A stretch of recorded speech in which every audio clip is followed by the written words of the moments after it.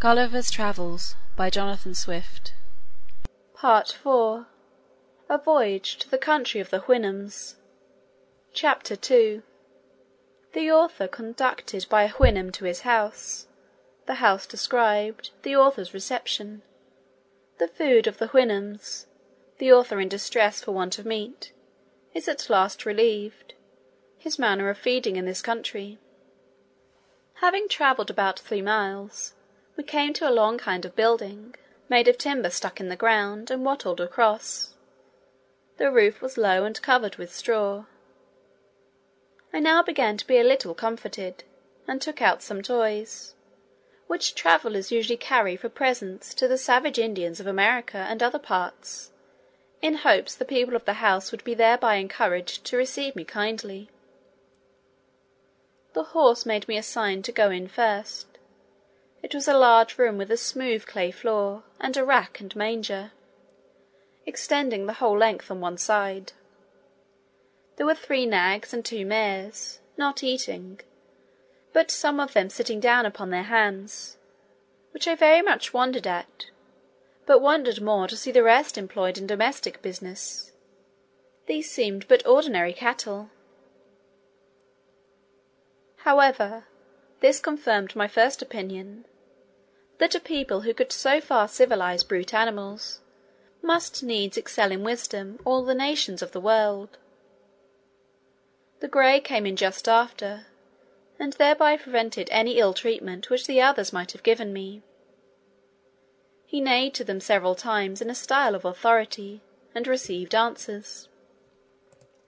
Beyond this room there were 3 others, reaching the length of the house, to which you passed through 3 open doors, opposite to each other, in the manner of a vista.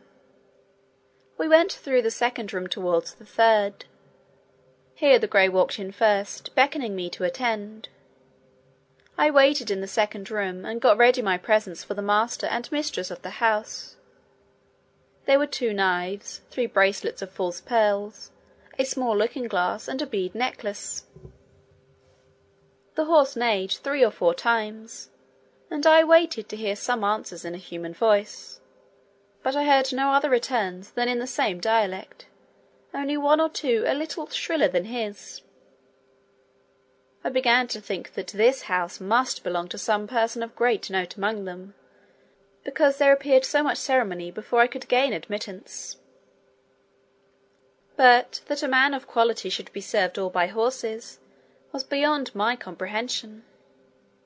I feared my brain was disturbed by my sufferings and misfortunes. I roused myself, and looked about me in the room where I was left alone. This was furnished like the first, only after a more elegant manner. I rubbed my eyes often, but the same object still occurred. I pinched my arms and sides to awake myself, hoping I might be in a dream. I then absolutely concluded that all these appearances could be nothing else but necromancy and magic. But I had no time to pursue these reflections, for the grey horse came to the door, and made me a sign to follow him into the third room, where I saw a very comely mare, together with a colt and foal, sitting on their haunches upon mats of straw, not unartfully made, and perfectly neat and clean.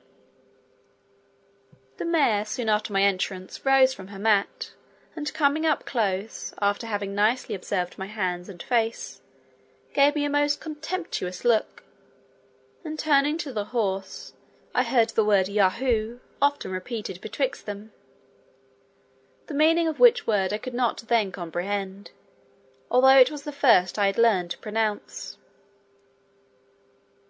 But I was soon better informed, to my everlasting mortification, for the horse, beckoning to me with his head, and repeated the Hwin, Hwin, as he did upon the road, which I understood was to attend him, led me out into a kind of court, where was another building at some distance from the house. Here we entered, and I saw 3 of those detestable creatures, which I first met after my landing, feeding upon roots and the flesh of some animals, which I afterwards found to be that of asses and dogs, and now and then a cow, dead by accident or disease. They were all tied by the neck with strong withes, fastened to a beam. They held their food between the claws of their forefeet, and tore it with their teeth. The master horse ordered a sorrel nag, one of his servants, to untie the largest of these animals, and take him into the yard. The beast and I were brought close together, and by our countenances diligently compared both by master and servant, who thereupon repeated several times the word Yahoo. My horror and astonishment are not to be described, when I observed in these abominable animals a perfect human figure. The face of it indeed was flat and broad, the nose depressed, the lips large, and the mouth wide. But these differences are common to all savage nations, where the lineaments of the countenance are distorted by the natives suffering their infants to lie grovelling on the earth, or by carrying them on their back, nuzzling with their face against the mother's shoulders. The forefeet of the Yahoo differed from my hands in nothing else but the length of the nails, the coarseness and brownness of the palms, and the hairiness on the backs. There was the same resemblance between our feet, with the same differences, which I knew very well, though the horses did not, because of my shoes and stockings. The same in every part of our bodies except as to hairiness and colour, which I have already described. The great difficulty that seemed to stick with the two horses was to see the rest of my body so very different from that of a Yahoo, for which I was obliged to my clothes, whereof they had no conception. The sorrel nag offered me a root, which he held, after their manner as we shall describe in its proper place, between his hoof and pastern. I took it in my hand, and having smelt it, returned it to him again as civilly as I could. He brought out of the Yahoo's kennel a piece of ass's flesh, but it smelt so offensively that I turned from it with loathing. He then threw it to the Yahoo, by whom it was greedily devoured. He afterwards showed me a wisp of hay and a fetlock full of oats, but I shook my head, to signify that neither of these were food for me; and indeed I now apprehended that I must absolutely starve, if I did not get to some of my own species. For as to those filthy Yahoos, although there were few greater lovers of mankind at that time than myself, yet I confess I never saw any sensitive being so detestable on all accounts, and the more I came near them the more hateful they grew, while I stayed in that country. This the master horse observed by my behaviour, and therefore sent the Yahoo back to his kennel. He then put his fore hoof to his mouth, at which I was much surprised, although he did it with ease, and with a motion that appeared perfectly natural, and made other signs to know what I would eat; but I could not return him such an answer as he was able to apprehend, and if he had understood me, I did not see how it was possible to contrive any way for finding myself nourishment. While we were thus engaged, I observed a cow passing by, whereupon I pointed to her, and expressed a desire to go and milk her. This had its effect, for he led me back into the house, and ordered a mare servant to open a room, where a good store of milk lay in earthen and wooden vessels, after a very orderly and cleanly manner. She gave me a large bowlful, of which I drank very heartily, and found myself well refreshed. About noon I saw coming towards the house a kind of vehicle drawn like a sledge by 4 Yahoos. There was in it an old steed, who seemed to be of quality. He alighted with his hind feet forward, having by accident got hurt in his left forefoot. He came to dine with our horse, who received him with great civility. They dined in the best room, and had oats boiled in milk for the second course, which the old horse ate warm, but the rest cold. Their mangers were placed circular in the middle of the room, and divided into several partitions, round which they sat on their haunches, upon bosses of straw. In the middle was a large rack, with angles answering to every partition of the manger, so that each horse and mare ate their own hay, and their own mash of oats and milk, with much decency and regularity.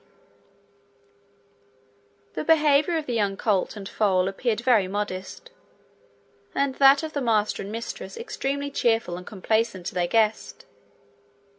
The grey ordered me to stand by him, and much discourse passed between him and his friend concerning me, as I found by the strangers often looking on me, and the frequent repetition of the word Yahoo.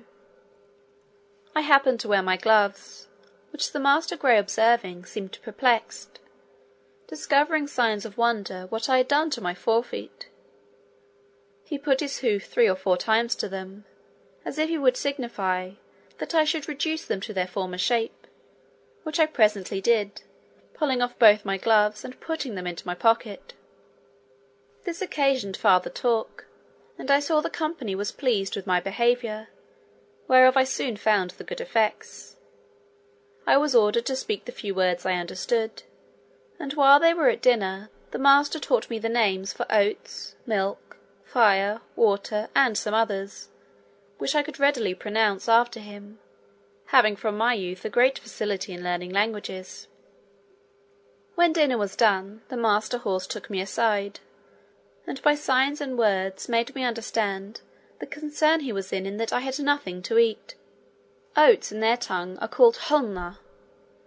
The word I pronounced 2 or 3 times, for although I had refused them at first, yet upon second thoughts I considered that I could contrive to make of them a kind of bread, which might be sufficient with milk to keep me alive, till I could make my escape to some other country, and to creatures of my own species. The horse immediately ordered a white mare servant of his family to bring me a good quantity of oats in a sort of wooden tray. These I heated before the fire, as well as I could, and rubbed them till the husks came off, which I made a sift to winnow from the grain. I ground and beat them between 2 stones, then took water, and made them into a paste or cake, which I toasted at the fire and ate warm with milk. It was at first a very insipid diet, though common enough in many parts of Europe, but grew tolerable by time, and having often been reduced to hard fare in my life, this was not the first experiment I had made how easily nature is satisfied.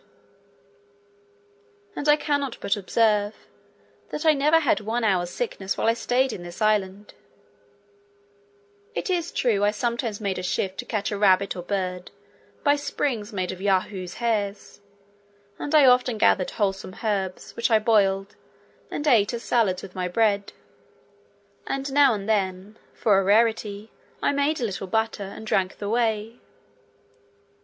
I was at first at a great loss for salt, but custom soon reconciled me to the want of it, and I am confident that the frequent use of salt among us is an effect of luxury, and was first introduced only as a provocative to drink, except where it is necessary for preserving flesh in long voyages, or in places remote from great markets; for we observe no animal to be fond of it but man, and as to myself, when I left this country, it was a great while before I could endure the taste of it in anything that I ate.